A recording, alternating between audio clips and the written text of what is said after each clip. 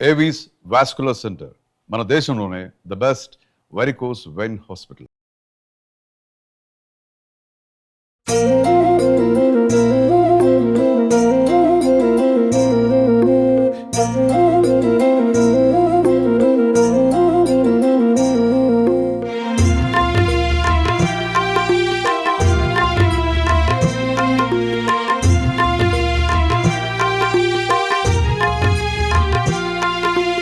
అందరికీ నమస్కారం. సుమన్ టీవీ ప్రేక్షకులందరికీ స్వాగతం, సుస్వాగతం. దసరా అంటేనే ఎంతో భక్తి శ్రద్ధలతో మనం జరుపుకుంటూ ఉంటాము.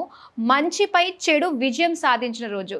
ఎవరైతే ధర్మంగా ఉంటారో, నిజాయితీగా మాట్లాడతారో వాళ్ళకి ఖచ్చితంగా ఆ అమ్మవారి అనుగ్రహం ఉండి వాళ్ళ జీవితం చాలా అందంగా ఉంటుంది. దానికి నిదర్శనమే మనకి జరిగిన ఎన్నో స్టోరీస్ ఈ దసరా సందర్భంగా మనకి బోల్డ్ అనే విషయాలు కూడా మనం తెలుసుకుందాం ఈ ఎపిసోడ్లో. ముఖ్యంగా అమ్మ మనతో పాటు సిద్ధంగా ఉన్నారు. హరిరఘుప్రియ గారు, నమస్కారం అమ్మ. నమస్తే నాన్న మాధురి. దసరా శుభాకాంక్షలు మీకు కూడా మన ప్రేక్షకులకి కూడా. అమ్మ, అసలు దసరా అంటేనే మనం 10 రోజుల పాటు అమ్మవారిని వివిధ రకాల అలంకరణలతో చక్కగా అలంకరించి జరుపుకుంటూ ఉంటాము. అసలు దసరా ఎప్పుడు 10 days వస్తుంది, కానీ ఈసారి 11 days వచ్చాయి. దీని వెనక రీజన్ ఏంటంటారు? అసలు చాలా ఉంది. ఓం శ్రీ మాత్రే నమః, శ్రీ లలితా పరమేశ్వరి అయి నమః. లలిత అమ్మవారి కరుణా కటాక్షాలు కానీ, ఆ తల్లి దీవెనలు కానీ ప్రతి ఒక్కళ్ళ మీద ఉండాలి అని కోరుకుంటూ మనం ప్రారంభిద్దాము. అయితే మనకి దసరా అనగానే నవరాత్రులు గుర్తొస్తాయి. ఈ నవరాత్రులు అంటే 9 రాత్రులు అని. అయితే అసలు ఈ నవరాత్రులు అమ్మవారికి ఎందుకు ఆపాదించబడింది అంటే కనుక మనకి పురాణాల్లో రాక్షసుల్ని సంహరించడం కోసము త్రిమూర్తుల యొక్క శక్తి సరిపోతే అందరూ వెళ్ళి, ఇంక్లూడింగ్ త్రిమూర్తులతో సహా బ్రహ్మ విష్ణు మహేశ్వరులు అందరూ కలిసి వెళ్ళి మేము రాక్షస సంహారం చేయలేకపోతున్నాము అని వేడుకుంటే కనుక ఆ అమ్మవారు ఏం చేసింది, అందరి దేవతల యొక్క శక్తి తీసుకొని ఆవిడ 9 రకాల అవతారాలతో రాక్షస సంహారం చేసింది. అయితే ఈ సమయంలో, ఈ నవరాత్రుల్లో, ఈ దసరాలలో, ఈ ఆశ్వీజ మాసంలో మనము మిగతా దేవుళ్ళ కన్నా ఈ అమ్మవారినే మనం ఎక్కువగా ఆరాధిస్తాము, పూజిస్తాము, శక్తి ఆరాధన చేస్తాము. ఎందుకంటే మిగతా దేవుళ్ళందరి శక్తి ఈ తల్లి తీసేసుకుంది కాబట్టి. అయితే దీనికి ఇందాక మీరన్నట్టు చెడు మీద విజయము, రాముడు కూడా రావణాసురుడిని చంపేటప్పుడు, విజయం సాధించేటప్పుడు అమ్మవారిని తలుచుకునే చేశాడు. ఇక మనకి త్రేతాయుగంలో రాముడు, ద్వాపర యుగంలో కూడా కౌరవుల మీద విజయం సాధించిన పాండవులు కూడా అప్పుడు పాలపిట్ట దర్శనం ఇచ్చింది అని చెప్తారు. ఆ పాలపిట్టని ఇప్పుడు కూడా మనం అదే ఆచారాన్ని పాటిస్తున్నాం అనమాట. దసరా రోజు పాలపిట్టని దర్శిస్తే కనుక మనకి శుభం జరుగుతుంది అని. అది మనకి అక్కడి నుంచి వచ్చింది. అయితే ఈ దసరాల్లో రకరకాల ప్రాతిపదికలు ఉన్నాయి. అంటే అమ్మవారి యొక్క అవతారాలే కాకుండా ఆ రోజు జమ్మి చెట్టు, అంటే ఈ నవరాత్రుల్లో మనము జమ్మి చెట్టుని కూడా పూజ చేస్తాము. జమ్మి చెట్టుకి పూజ చేసి మనం కోరికల్ని కూడా చిన్నప్పుడు మేము కూడా చేసేవాళ్ళం. కోరికలని కాగితం మీద రాసుకుని ఆ చెట్టుకి కట్టేస్తే మన కోరికలు తీరుతాయి అన్నట్టు. అప్పుడు తీరాయో లేదో మనకి తెలియదు కానీ, బట్ అదొక ఆచారం అయితే ఉండేదన్నమాట.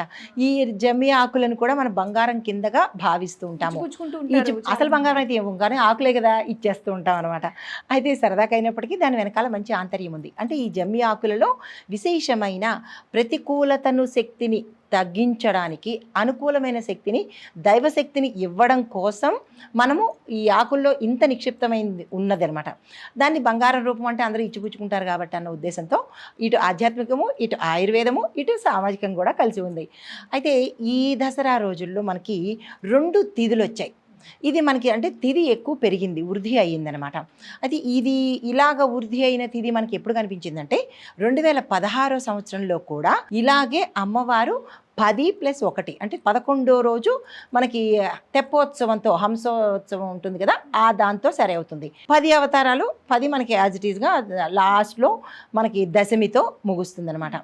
ఈసారి మనకి అప్పుడు కూడా 2016లో తిథి పెరిగినప్పుడు అమ్మవారు కాత్యాయని అమ్మవారి దేవిగా మనము పూజలు అందుకుంది ఆ తల్లి, మనం పూజ చేసుకున్నాము.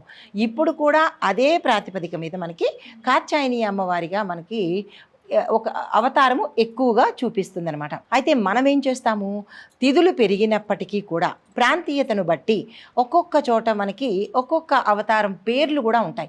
మనకి ఇక్కడ దక్షిణాది వారు, తెలుగు రాష్ట్రం వాళ్ళు మనం దేన్ని ప్రాతిపదికగా తీసుకుంటాము, ఇంద్రకీలాద్రి మీద ఉన్న విజయవాడ అమ్మవారిని మన ప్రాతిపదికగా తీసుకుంటాము.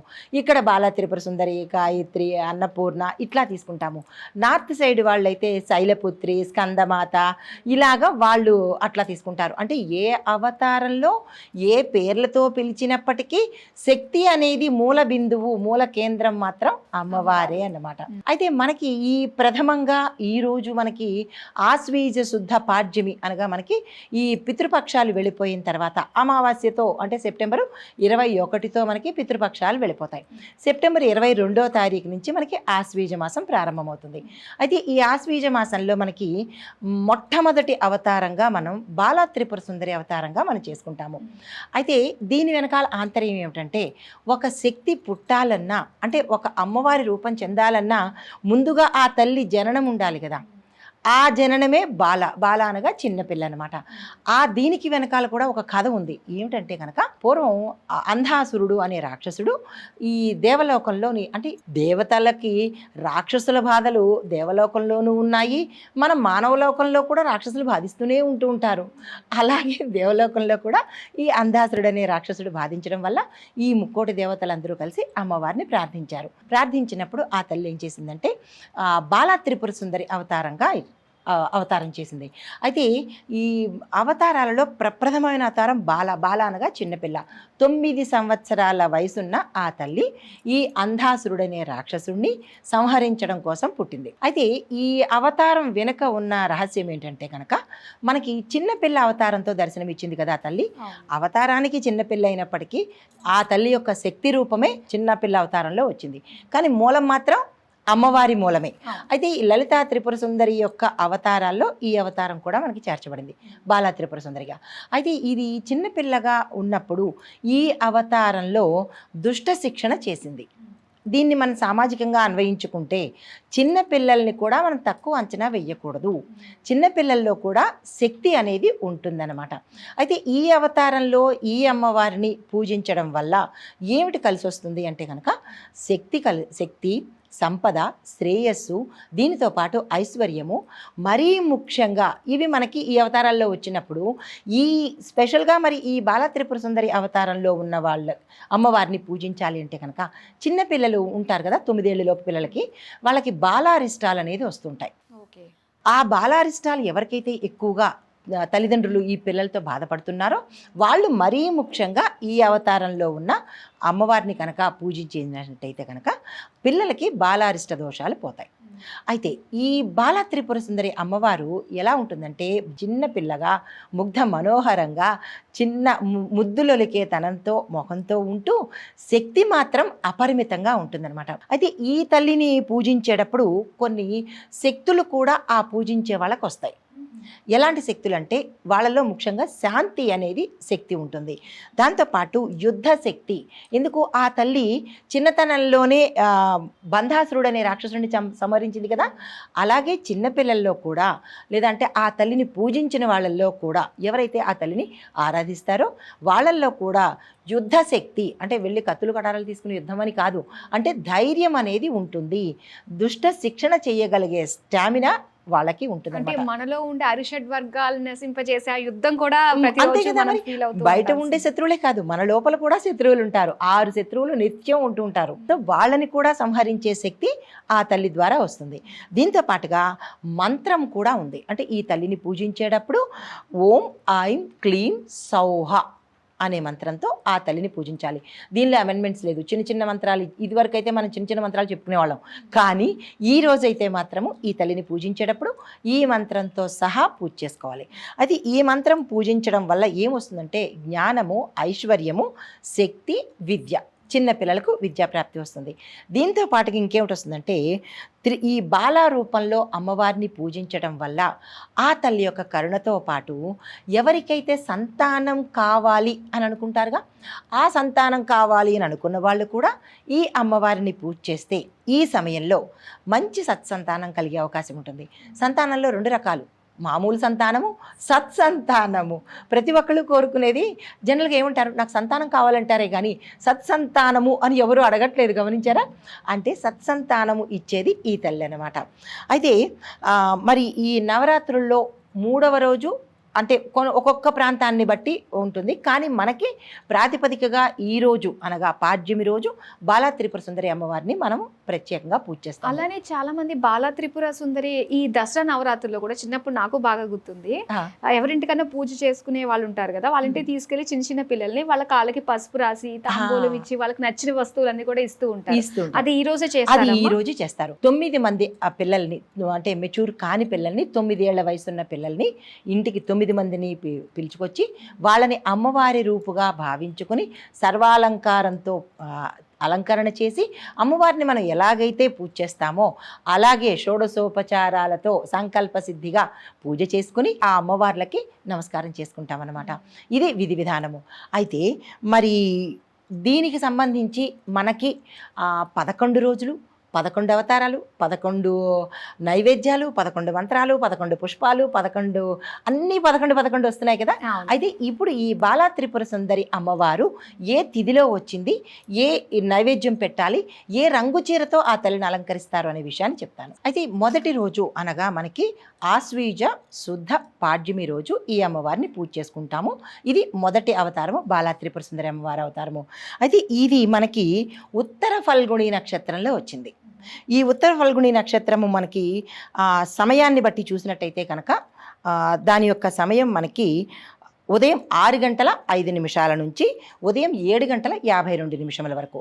ఆ సమయంలో ఎవరైనా కలశం పెట్టుకోవాలన్నా లేదా అఖండ దీపం పెట్టుకోవాలన్నా ఈ సమయంలో ఏర్పాటు చేసుకున్నట్టయితే మంచి, అంటే మనకి 9 రోజులు 11 రోజుల పాటు ఉంటుంది. ఆ సమయం ఏ సమయంలోనైనా ఎందు మూలంగానైనా కనుక దాటినట్టయితే కనుక అభిజిత్ ముహూర్తంలో కూడా మనం చేసుకోవచ్చు. ఆ అభిజిత్ ముహూర్తం ఏమిటంటే కనుక ఉదయం 11:44 నుంచి 12:33 లోపు మళ్ళా మనము ఈ కలశం పెట్టుకునేది చేసుకోవచ్చు అనమాట. ఆ ముహూర్తం తప్పితే ఈ ముహూర్తము. అయితే అమ్మవారిని ఈరోజు ఏ అలంకారం చేయాలి అంటే కనుక లేత గులాబీ రంగు చీరతో అలంకారం చేసుకుని నైవేద్యంగా బెల్లం పరవానాన్ని పెడతామన్నమాట. అయితే ఈ అమ్మవారికి పాడ్యమి మొదటి రోజు 22వ తారీఖు సోమవారం తెల్లవారుజామున మనకి 1:23 మొదలుపెట్టి మరుసటి రోజు 23వ తారీఖు మంగళవారము తెల్లవారుజామున 2:55 వరకు ఈ తిథి మనకి కంటిన్యూ అవుతోంది. అయితే ఉత్తర ఫల్గుణి నక్షత్రం ఎప్పుడు వచ్చిందా అంటే కనుక సెప్టెంబర్ 21వ తారీఖు ఉదయం అనగా అమావాస్య వెళ్ళిపోతున్న సమయంలో 9:32 వచ్చి 22వ తారీఖు ఉదయం 11:24 వరకు ఇది ఉన్నదనమాట. తిథి వార నక్షత్రాలతో సహా క్లియర్గా చెప్తున్నాను, నోట్ చేసుకునే ప్రయత్నం చేసుకోండి. అయితే మరి ఈ బాలా త్రిపుర సుందరి అమ్మవారికి ఏ రంగు పూలతో పూజ చేయాలి అంటే కనుక గులాబీ పువ్వులతోనూ ఎర్రని మందారాలతోనూ తుమ్మి పువ్వులతో స్పెషల్గా పూజ చేసుకోవాలి. మనకి తుమ్మి పువ్వులు దొరకని పక్షంలో మందార పూలు కానీ గులాబీ పూలతో కానీ చేసుకుంటాము. అయితే మరి దానం కూడా ఏమి ఇవ్వచ్చు అంటే కనుక ఎర్రని చీర, ఎర్రని రవికెల గుడ్డ దానం ఇచ్చుకోవచ్చు. అయితే మరి ఏవి నిషిద్ధమో కూడా తెలియాలిగా మనకి. ఆ రోజు ఏమి తినకూడదు అంటే కనుక చల్లని పదార్థాలు ఏమీ తినకూడదు. ఆ రోజు చాలా నియమనిష్టలతో ఉండాలి. తర్వాత మరి ఈ పూజ చేసినందువల్ల మనకి ఏ ఫలితం వస్తుంది అంటే కనుక సద్బుద్ధి, కార్యసిద్ధి. ఎవరికైనా ఏ కార్యమైనా అవ్వలేదు, ఆగిపోయింది అని అనుకుంటే ఏ పనైనా సరే మన సంకల్పం చెప్పుకుని కలశం పెట్టుకుని అఖండ దీపం పెట్టుకున్నట్టయితే కనుక ఈ సంకల్పం చెప్పుకున్నట్టయితే మనకి కార్యము సిద్ధి అయ్యేటట్టుగా ఆ తల్లి అనుగ్రహిస్తుంది అనమాట. దీంతో పాటు మరి ఏ మంత్రాలు చదవాలి అనేది కూడా తెలియాలిగా. అయితే మొదటి రోజు బీజ మంత్రాలతో చెప్తున్నాను, చాలా జాగ్రత్తగా, అంటే 2 ఇస్తున్నాను. ఏది ఎవరికి అనుకూలమో, ఏది ఎవరికి బాగా నోరు పలుకుతుందో అనేది దాన్ని బట్టి చూసుకోండి. ఓం ఐం హ్రీం శ్రీం బాలా త్రిపుర సుందర్యై నమః ఈ మంత్రము.